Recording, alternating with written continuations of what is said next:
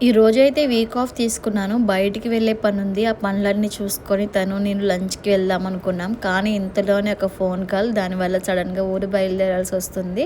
ఇంకా ఈ గ్యాప్‌లో సార్ వాళ్ళకి కూడా కాల్ చేసి ఒక 3 డేస్ అయితే లీవ్ చెప్పేశాను. ఇంకా బట్టలు బ్యాగ్‌లో సర్దేసుకుంటున్నాను అనమాట.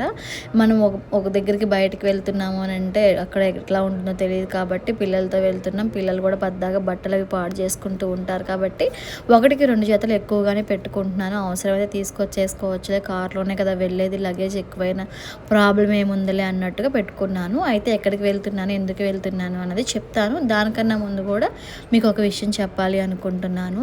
ఎవరితో అయినా మనకు గొడవలు అయితే మనం గొడవల్ని మాత్రమే వదిలేసుకోవాలి, బంధాలని బంధుత్వాలని కాదు.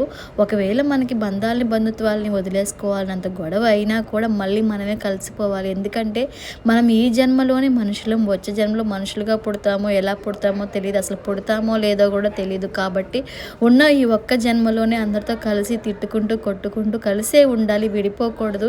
ఎంత కొట్టుకున్నా ఎంత తిట్టుకున్నా సరే మనం ఈ జన్మలోనే చేయాలి. అత్తయ్య వాళ్ళ ఊరు వెళ్తున్నాం అనమాట. అత్తయ్య వాళ్ళ అమ్మ నాన్న వాళ్ళ అన్నయ్య దగ్గర ఉంటారు. అంటే మా అత్తయ్య గారు వాళ్ళ అన్నయ్య దగ్గర వాళ్ళ అమ్మ నాన్న ఉంటారనమాట.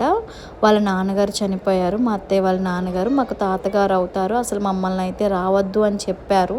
చంటి పిల్ల ఉంది కదా, అందరం వెళ్తున్నాము, ఇంకా మీరు వద్దులే, మీరు ఇంటి దగ్గర ఉండండి అన్నారు. కానీ వాళ్ళు నాకు తెలిసినా తెలియకపోయినా, వాళ్ళు నన్ను చూసినా చూడకపోయినా వాళ్ళు మన వాళ్ళు ఇంకా లేరు.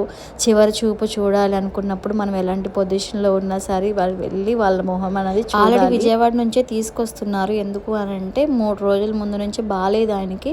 హాస్పిటల్లో జాయిన్ చేశారు, విజయవాడ గవర్నమెంట్ హాస్పిటల్లో. చాలా పెద్ద ఆయనే, 90 ఏళ్ళు వచ్చేసాయి.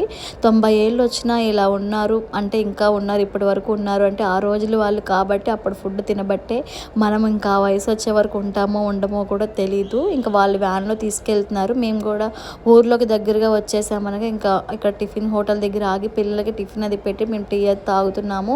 అక్కడికి వెళ్ళిన తర్వాత ఇంకా పిల్లల్ని పట్టించుకునే సిచ్యువేషన్ ఉంటుందో లేదో తెలియదు. పాపం పిల్లలు పస్తులు ఉంటారు, ఏమీ తినకుండా ఉంటారని ముందైతే పిల్లలకి పెట్టించేసాం. మా సంగతి అయితే తర్వాత మేము తిన్నా తినకపోయినా ఉండగలం, పాపం పిల్లలు ఉండలేరు కదా, అందుకే మేము టీలు తాగేసి వాళ్ళకైతే టిఫిన్ పెట్టించేసాం. అత్తయ్య అయితే ఇంకేం తినలా. ఇంకా